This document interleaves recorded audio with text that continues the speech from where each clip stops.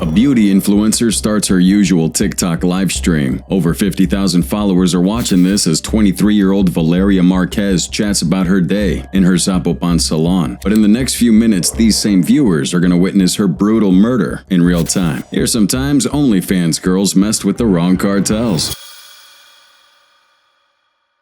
May 14th, 2025, Zapopan, Mexico. A 23-year-old influencer adjusts her phone camera and starts her usual TikTok live stream. She has over 113,000 followers watching as she chats about her day and shows off her latest makeup techniques. But just a few seconds later, Valeria will be gone. Valeria Marquez was a beauty influencer trying to make it big on social media. She focused on beauty tips, lifestyle advice, and glimpses into her daily life, running a small beauty salon in Zapopan. Hoy me levanté a las 7 de la mañana, no he dormido nada.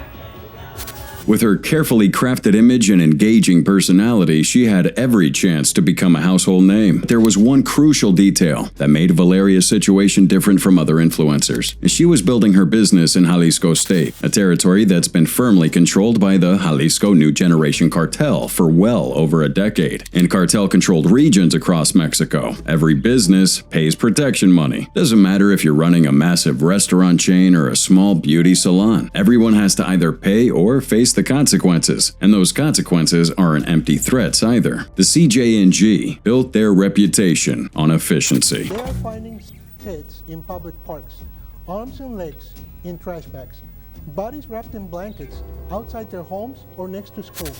They don't negotiate, they don't give second chances, and they definitely didn't care if you had over 100,000 social media followers watching your every move. It's May 14th, 2025, 3 p.m. A masked man posing as a delivery driver arrives at Valeria's salon, accompanied by another man on a motorcycle. They circle the building twice, clearly casing the location, before driving away. This wasn't random. Hours later, they would return to finish what they'd started. Throughout the day, Valeria continued her normal routine. She greeted clients, posted Instagram stories, and engaged with her followers who left comments on her posts. She seemed completely unaware that she was living on borrowed time, that her final hours were ticking away while she applied lipstick and arranged hair products. At 10:15 p.m., Valeria started what would become her final TikTok live stream. She's in her salon, winding down after a busy day, chatting casually with viewers about the upcoming content and answering questions about her beauty products. That's when her demeanor suddenly changed. Off camera, a man walked in and asked if he was speaking to Valeria. Hola. Sí.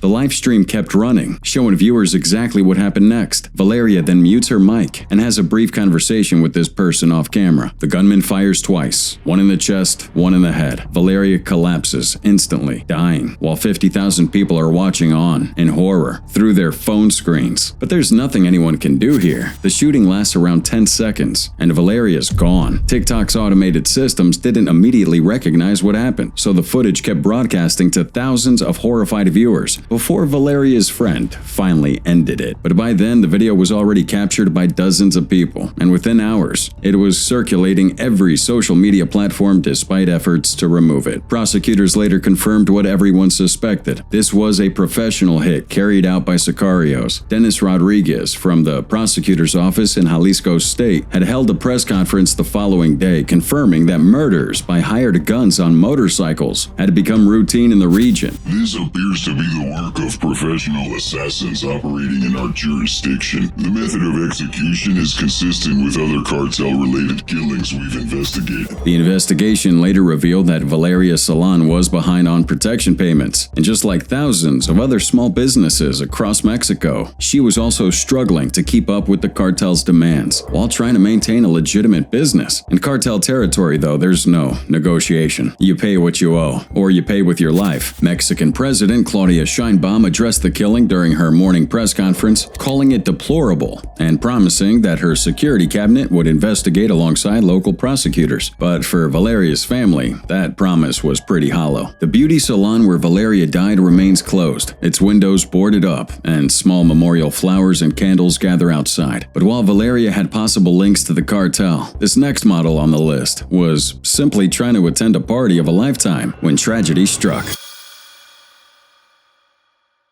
March 9th, 2025. Dubai, UAE. A 20-year-old Ukrainian OnlyFans model packs her bags for what she thinks will be an easy payday. She tells her friends that she was invited to this exclusive hotel party with some wealthy clients who are willing to pay premium rates for her time. But 10 days later, she's found broken and unconscious on the side of the road with injuries so severe that doctors said they're sure she'll never walk again. Maria Kovalchuk was building her online presence throughout 2024 while living in war-torn Ukraine. The ongoing Russian special military operation transformed daily life into a constant struggle for survival, making traditional employment nearly impossible for any young person trying to build a career, much like Maria's.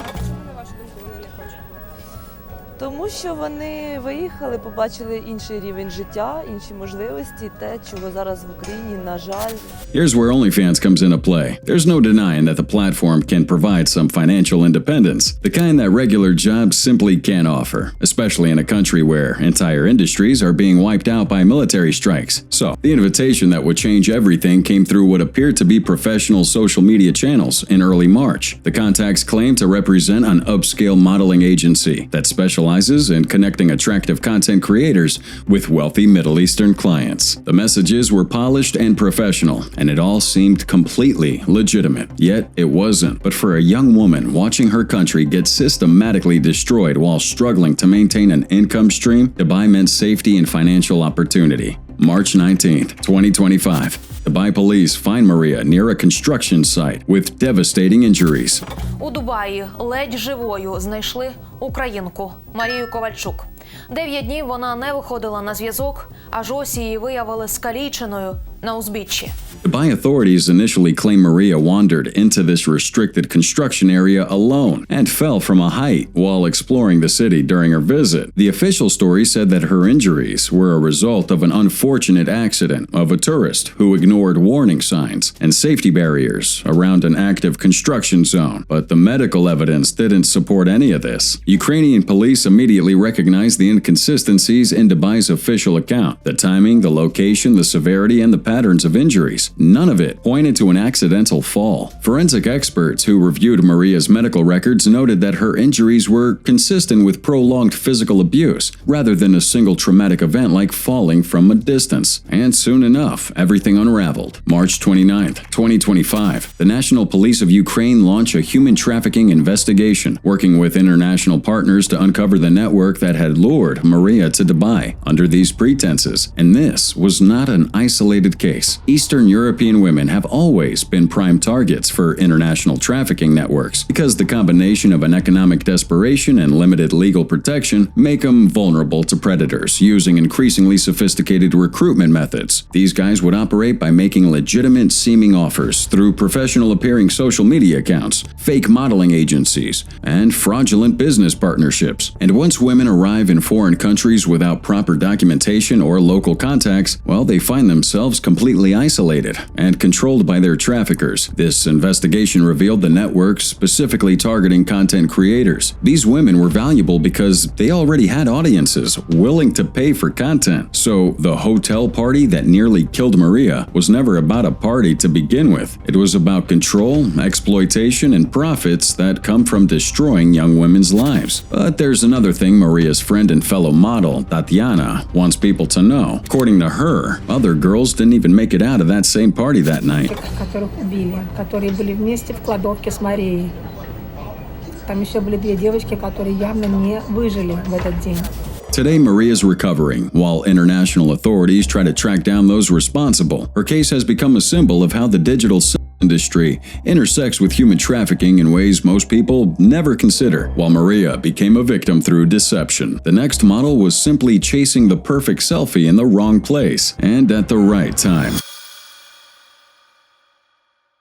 October 20th, 2021. Tulum, Mexico. A travel blogger adjusts her phone to capture that perfect poolside shot. She's in a red swimsuit, filming one final Instagram reel with a caption saying, "Vibin' with the ocean." But in less than 12 hours, this dream vacation will turn into her family's worst nightmare. Anjali Riot mastered the art of turning wanderlust into income. Her Insta feed was a carefully curated collection of photos documenting exotic locations, luxury accommodations, and those picture-perfect moments that made her followers hit the heart button every single time. But these towns aren't always the paradise getaway. Cartels like the Gulf and Los Zetas had been running these places for years. These guys have more power than the actual government, you know? And further down in Tamaulipas, 3 main cities were already completely under their control, and people showed more respect to cartel members here than they did the police. Anjali arrives in Tulum that Monday to celebrate her upcoming 30th birthday with her husband, Utkar Shrivastava. Her first Insta post would be her standing by a pool at the hotel that she was staying at, wearing a white top with floral shorts, a hat, and shades. The caption read, "Hola from Tulum," thinking that this would be yet just another amazing trip to add to her travel blog. The good times kept rolling into the next day, October 19th. She has another photo of herself, this time enjoying a night at the local bar. But in 24 hours, this caption would become a tragic reminder that, again in cartel territory, there's always something to worry about. And while tourists are snapping photos for Instagram, the cartels are fighting this invisible war. The Jalisco New Generation Cartel and Los Pelones were battling it out for control in the streets. Los Pelones isn't just any gang but a powerful branch of the Gulf Cartel, and they'd made some business extorting money from every bar and restaurant in the Cancun area. And sometime during 2020, they decided that Cancun wasn't enough and that places like Tulum and Playa del Carmen needed to start paying up too. October 20th, 2021, Anjali and her husband go to dinner at La Malquerida, a popular spot in Tulum's Mini Quinta area. Thanks to its reputation as a place where tourists could mingle after dinner, Anjali would hang out on the terrace with other travelers, completely unaware that they'd picked the wrong night to stay out late. 10:30 p.m., a man runs into the restaurant looking for somewhere to hide. 4 others follow him, carrying weapons, and before anyone could even process what's happening, they open fire. Anjali died instantly. San Jose woman is one of 2 tourists killed in the crossfire of a suspected drug gang shootout in Mexico. German tourist Jennifer Hensoldt was rushed to the hospital and also didn't make it. And 2 other German men and this Dutch woman took bullets too, but they survived. And 2 days later, Los Pelones made sure that everyone knew exactly why this happened. They left a message at the Tulum local market, reading, "The shooting was a warning, so you can see we mean business. You either get in line, or we're gonna continue shutting places down like the Mini Quinta." In other words, Anjali and Jennifer died because the restaurant owners weren't paying protection money fast enough. But again, this is far from an isolated incident. You see, over the past 20 years, more than 2 million people have died while cartels have made their billions. And by 2023, over 550 Americans went missing in Mexico. Some were kidnapped, others simply caught in the crossfire, just like Anjali. October 27, 2021, Anjali's body makes its final journey, first to Chandigarh, then to Solon. Her family held a small prayer at St. Stephen's Church before her cremation. Today, her Instagram is still up, and those 700 travel photos tell the story of a woman who really lived for adventure. That last poolside reel, the drinks at Funky Geisha, the Worry Less caption, it all seemed like snapshots of paradise, right up until the moment that paradise showed its teeth. Wow. Now, this next model on the list is the polar opposite of Anjali, in that they didn't stumble into a bad situation, but instead she married into it.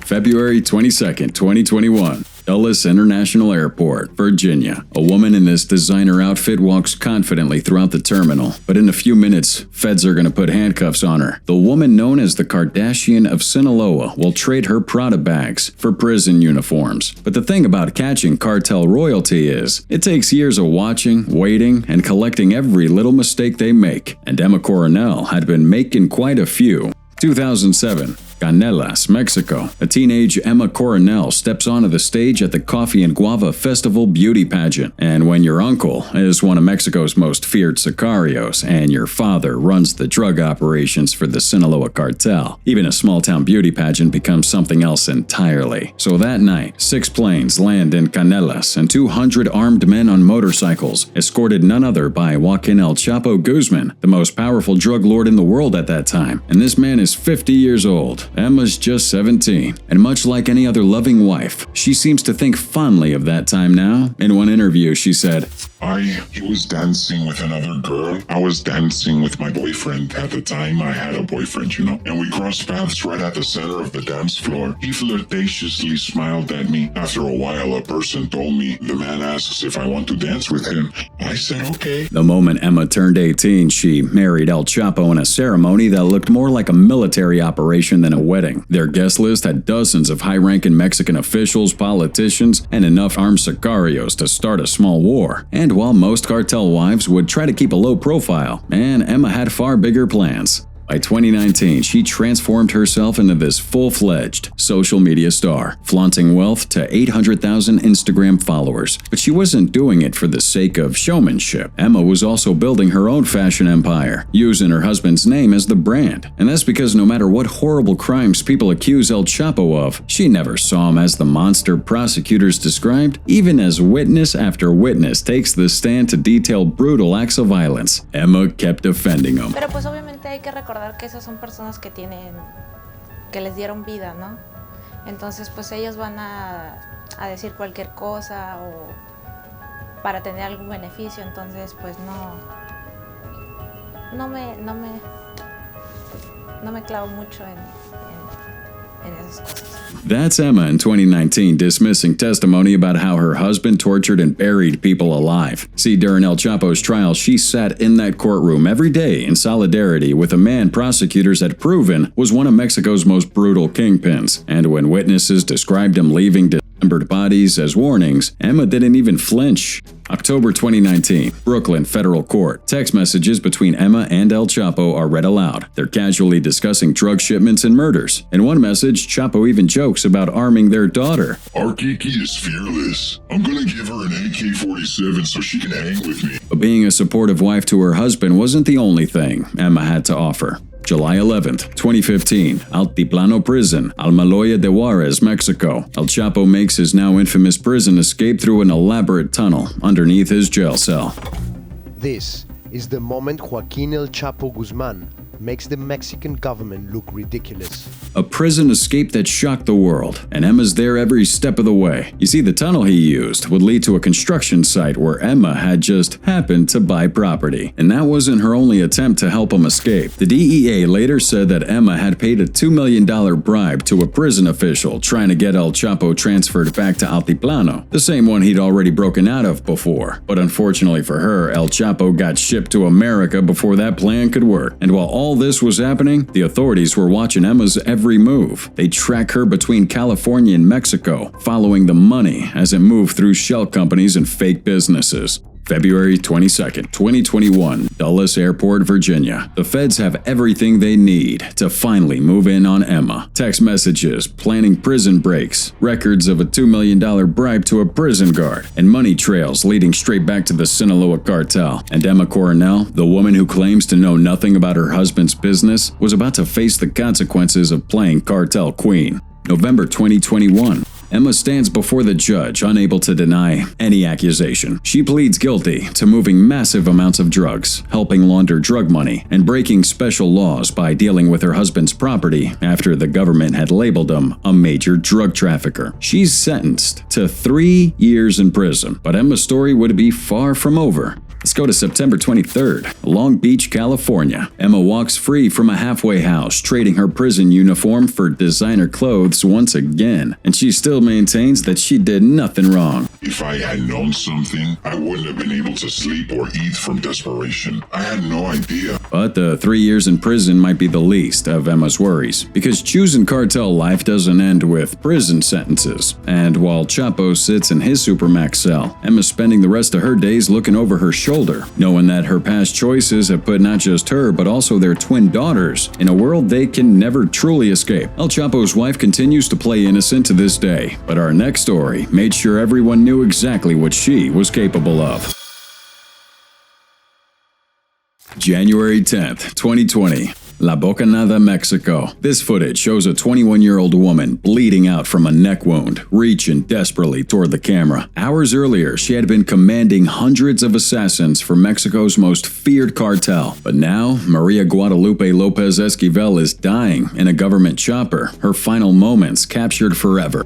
2017, Tepalcatepec, Mexico. 18-year-old Maria is sitting watching a show called La Reina del Sur on her family's old TV, and it depicts this woman rising from poverty to become a powerful drug lord. Now, viewers are watching this as the cautionary tale it is, but not Maria. She sees a business plan. You see, her family's struggling to afford basic necessities, while cartel members in their town are driving by in luxury cars and commanding respect through fear. The contrast is impossible to ignore. So Maria makes a decision that's gonna define her life, and she runs away to join the Jalisco New Generation Cartel. We all know about the CJ&G on this channel. Under El Mencho's leadership, they transformed from avocado farmers into Mexico's most technologically advanced and militarized cartel. This is modern warfare. We use war technologies. We use drones. Here, everybody is adequately trained to use them to the maximum so that they can hear that thunder. ¿Un dron o qué? Ese mero. ¿Dónde está el dron?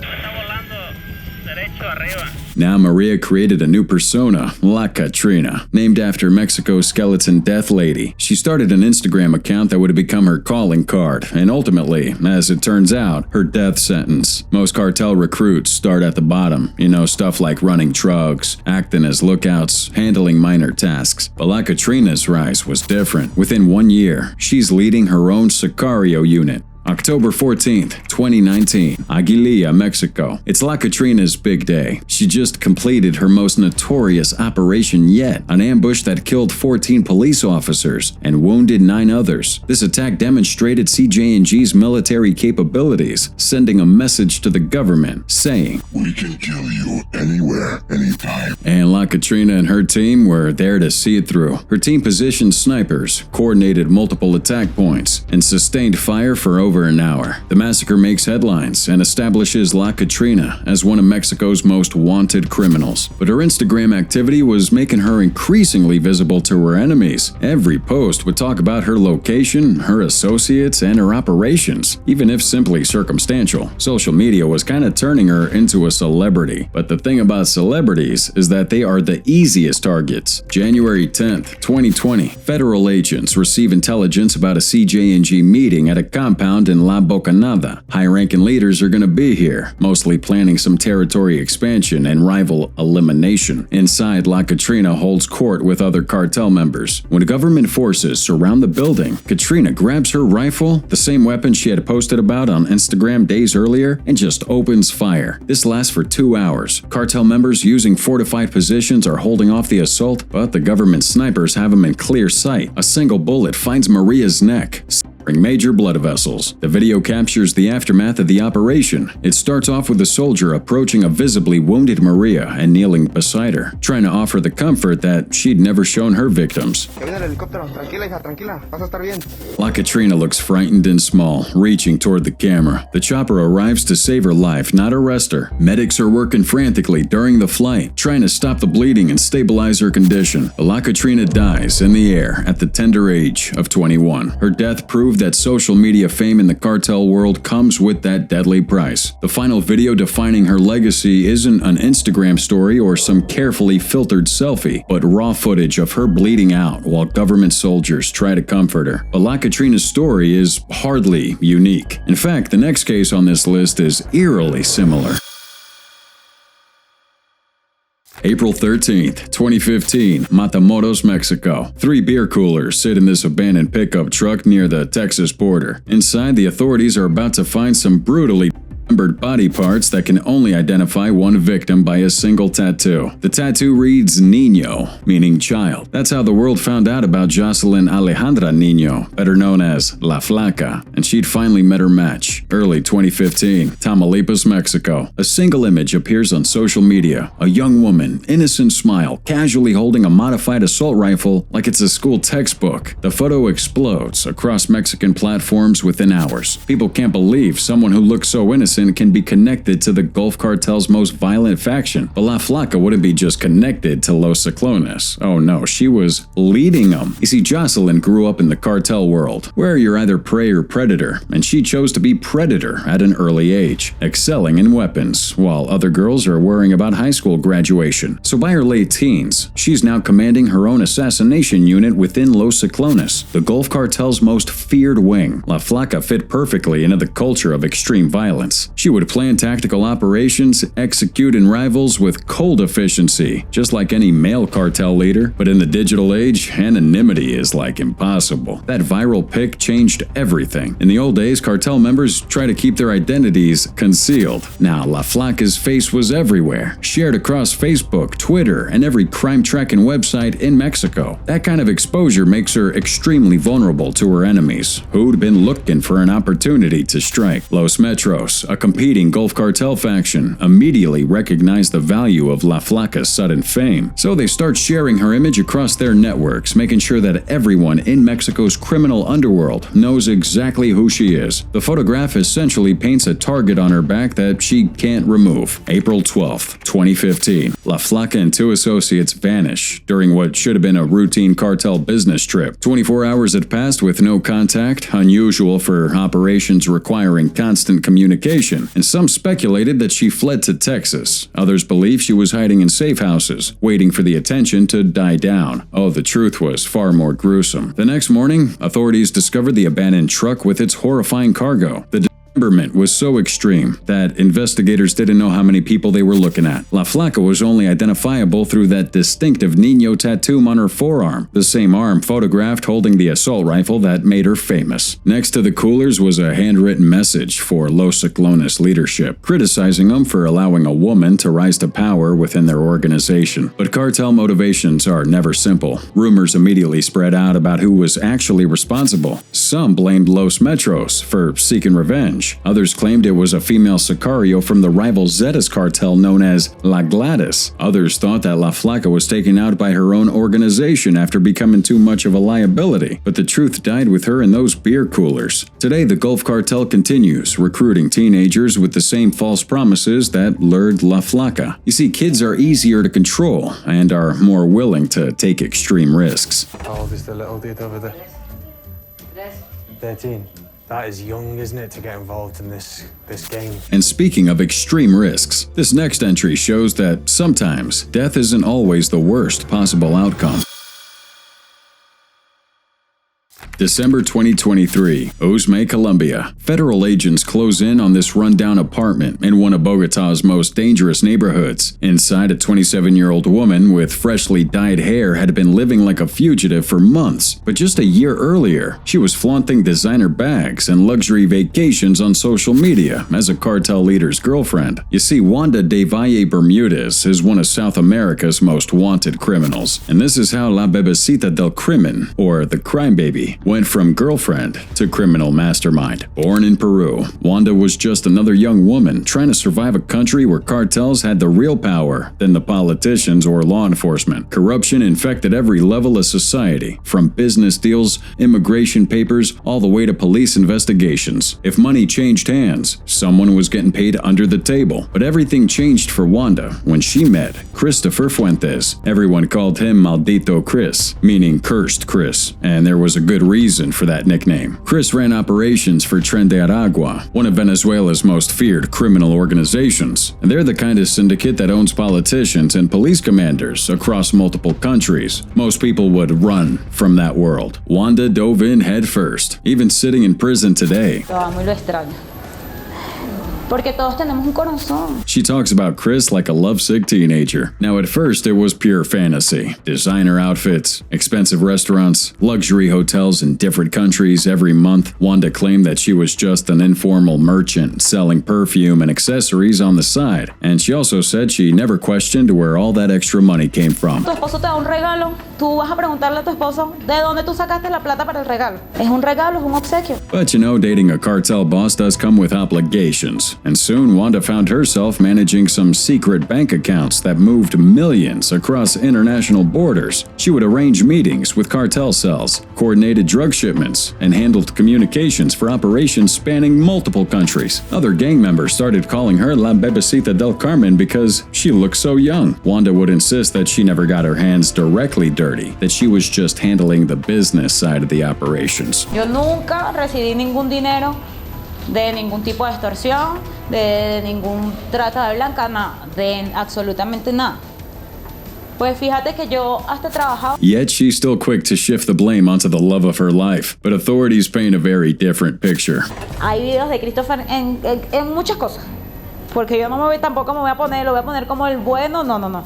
They say that she was actually running extortion rackets, laundering drug profits, and coordinating international trafficking routes. She'd evolved from counting other people's dirty money to generating her own criminal empire. But then in 2023, everything collapsed. During a high-speed chase through Lima, Maldito Chris gets cornered by Colonel Victor Reborido's unit. The shootout lasted a few minutes, and Chris is dead in the end of it. Wanda's world is shattered. Instead of walking away, though, she makes a decision that's gonna destroy her. Wanda puts a substantial bounty on Colonel Reborido's head, enough money to attract professional sicarios from all over South America. Man, she wanted revenge, but there's one problem here. The sicario got arrested before completing the contract. Suddenly, Wanda finds herself being hunted down by law enforcement from all kinds of countries, and so she went into hiding, dyeing her hair, trying to disappear in Colombia's sprawling cities. When FBI coordinates with international police forces, there aren't many places to run. The manhunt becomes a multinational operation.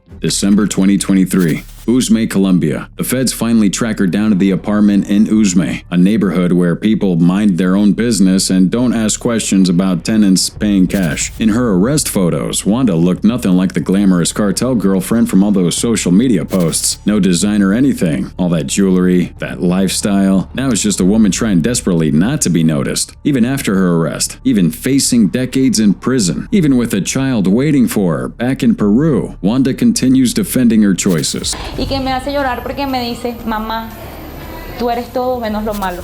She claims that she's just a girlfriend who got pulled into situations beyond her control, that she never understood the true nature of the operation she was managing. But the evidence tells a different story. Yo estoy aquí con mi frente en alto. Sí tengo miedo de ser extraditada, tengo miedo de que mi vida corra peligro. Yo le pido perdón de mi parte. Today, you can find Wanda in a Colombian prison giving interviews to anyone who'll listen, still trying to convince the world that she's innocent. She maintains that she loved Maldito Chris, though, and never knew the full extent of his criminal activities. But between the international manhunt, the money laundering charges, and the attempted assassination she ordered, it's kind of getting hard to believe La Bebecita del Crimen's innocent act.